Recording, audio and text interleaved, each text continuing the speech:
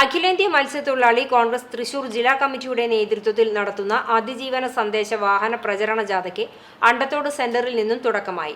ലോക്സഭാ തെരഞ്ഞെടുപ്പിൽ UDF സ്ഥാനാർത്ഥികളായി ചാലക്കുടിയിലും തൃശൂരും മത്സരിക്കുന്ന Benny ബെഹനാന്റെയും K മുരളീധരന്റെയും വിജയം സുരക്ഷിതമാക്കുന്നതിനു വേണ്ടിയാണ് പ്രചരണ വാഹന ജാഥ സംഘടിപ്പിച്ചത്.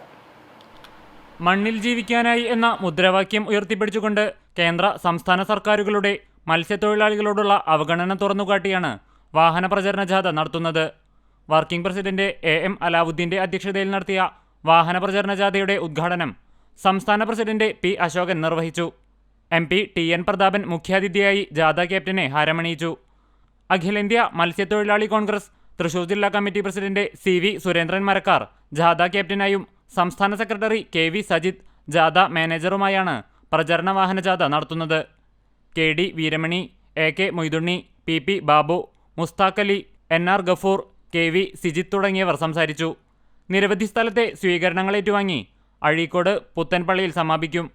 KS റാഫി, ഷാഹിദ് കൊപ്പര, ഷാനിബ മൊയ്തുണ്ണി, ഷൗക്കത്ത്, ചന്ദ്രബാബു, ഷീലാശാന്തൻ, ആലത്തേൽ മൂസ, ടിപ്പു ആറ്റുപുറം, മണി ഉല്ലാസ് തുടങ്ങി കോൺഗ്രസിന്റെയും പോഷക സംഘടനകളുടെയും നേതാക്കൾ പങ്കെടുത്തു. CCTV news Punnerkulam.